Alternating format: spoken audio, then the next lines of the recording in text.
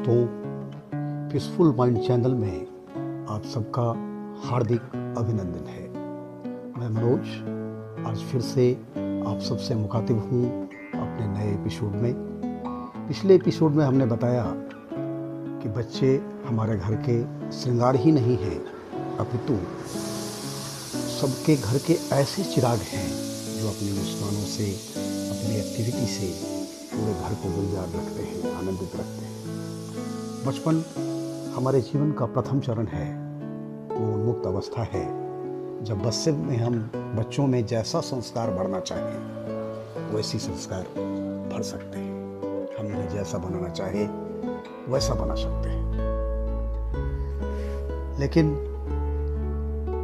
हम किस तरह का संस्कार दे रहे हैं बच्चों को, ये पूरा डिपेंड कर रहा है अब उनके अभिभावक पे, उनके परिवेश पे। बचपन के बारे में किसी कवि ने बड़ा खूब कहा है, ये दौलत भी ले लो, ये शोहरत भी ले लो, भले छीन लो मुझसे मेरी जवानी, मगर मुझको लौटा दो बचपन का सावन, वो कागज की कश्ती, वो बारिश का पानी। प्यारे दोस्तों, जब मैं अपने बचपन को याद करता हूँ, वो 70 के दशक का ग्रामीण भारत, जिसमें सड़क के नाम पे पगडंडियाँ, मिट्टी के कुछ बांध, जगह जगह तालाब, न बिजली न पीने के लिए पानी, ऐसे ग्रामीण परिवेश में हम लोग का जो बचपन बीता, लेकिन बहुत ही यादगार बचपन। पूरा गांव अपना लगता था, हर घर अपना लगता था। कुछ किताबें हाथ में लेके दौड़ते भागते स्कूल जाते। गांव में एक ही स्कूल था, प्राइमरी स्कूल, और फिर अपने दोस्तों के साथ टिफिन में वापस अपने घर आते, फिर भागते हुए वापस स्कूल जाते और छुट्टी के वक्त वापस आते घर। बाकी के समय खेलने, कूदने, दौड़ने। खेल में कैसा, कभी कबड्डी तो कभी चिक्का तो कभी गुल्ली डंडा तो कभी कोई और चढ़ने उतरने वाला, लुक्का छिपी, भाग दौड़ वाला ही खेल होता। खेलने के लिए मैदान तो नहीं, लेकिन पूरा खेत पड़ा हुआ था। आपस में लड़ते झगड़ते, रूठते मनाते, और शाम को फिर अपने घर में पहुंचते, 2 डांटने वाला तो 4 समझाने वाला। जॉइंट फैमिली था। कभी महसूस ही नहीं होता कि इससे अच्छा भी जीवन हो सकता है। उस समय तो जीवन की कल्पना नहीं थी, उतनी समझ नहीं थी, लेकिन अब जब समझता हूँ तो समझते हैं कि वो कितना उन्मुक्त जीवन था। और उसी उन्मुक्त जीवन के बारे में किसी शायर ने बड़ा खूब कहा है, उड़ने दो परिंदों को अभी शौक हवा में, फिर लौट के बचपन के जमाने नहीं आते। तो आज जमाना बहुत बदल गया है। आज परिवार संयुक्त नहीं है, एकाकी है।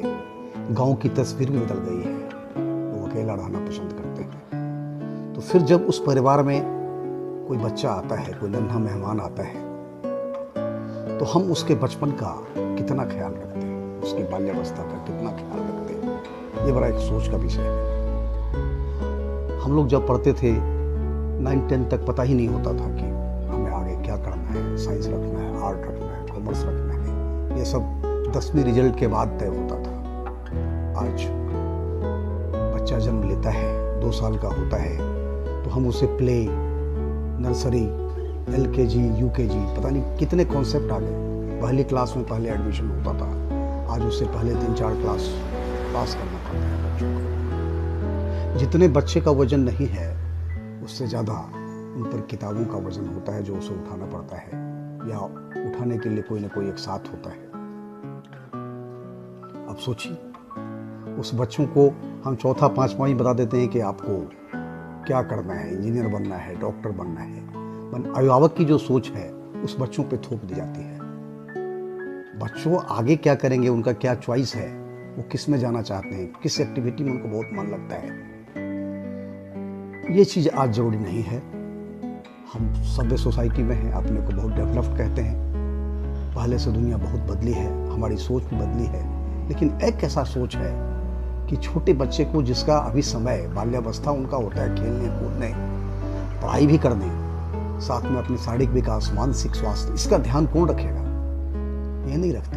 परिणाम क्या है, 10th से पहले ही वो बच्चा दबाव में आ जाता है कि मुझे तो डॉक्टर ही बनना है या इंजीनियर बनना है। इसके सिवा शायद भारत में और कोई जॉब नहीं है। आईएएस भी बहुत कम लोग ही सोचते हैं, उसकी तैयारी बहुत कम लोग ही कराते हैं। एक आजकल प्रचलन हो गया है। परिणाम यह है कि बच्चों के ऊपर इतना दबाव होता है, पैसे के बल पे हम उसका भविष्य खरीदना चाहते हैं, बच्चों की चॉइस नहीं जानना चाहते। हम उनके अभिभावक हैं, हम उनको बहुत प्यार करते हैं, लेकिन उसके मित्र नहीं बनना चाहते, उसके मन की बात जानना नहीं चाहते। परिणाम क्या है? आज बड़ा दुखद करता है मन, बड़ा व्यथित होता है जब आप देखते हैं कि कोटा जैसे शहरों में जब बच्चे वहाँ पे इंजीनियरिंग या मेडिकल की तैयारी के लिए जाते हैं और आत्महत्या कर देते हैं। कितनी बड़ी विडंबना है ये हमारे घर का चिराग जो कभी हमारे घर को रोशन करता था, आज वो इतनी दबाव में होता है, अपने पेरेंट्स की चॉइस के दबाव में, अपने चॉइस के दबाव में, साथ में उस कोचिंग वालों जो कोचिंग पर आते हैं उनका दबाव होता है कि इतने समय के अंदर ये चीज़ आपको तैयार करना है, करके देना है, इसकी तैयारी करके लानी है। ये सब दबाव वो नाजुक बच्चे झेल नहीं पाते, उनका मन उसको झेलता नहीं और वो एक्सट्रीम स्टेप ले लेते हैं, आत्महत्या कर देते हैं। बड़ी विडंबना है मेरे मित्रों। बच्चे हमारा देश के भविष्य हैं। हम आज कहाँ ले जा रहे हैं अपने बच्चों को? उनका बचपन कहाँ जा रहा है? ये देखने और समझने की बातें हैं और इस सब पर हम सब पेरेंट्स को सोचने की जरूरत है। इसलिए प्यारे दोस्तों, अपने बच्चे की रुचि को समझिए, उसका मित्र बनिए, उसकी एक्टिविटी को वॉच कीजिए और तब जो बच्चा चाहता है उसमें उसका सहयोग दीजिए। फिर बच्चा अपने बचपन को सही ढंग से एंजॉय कर सकेगा। बच्चों के बारे में, उसके बचपन के बारे में हम फिर आपसे नई एपिसोड में कुछ नई बातें करेंगे। तब तक के लिए इजाज़त दीजिए। नमस्कार।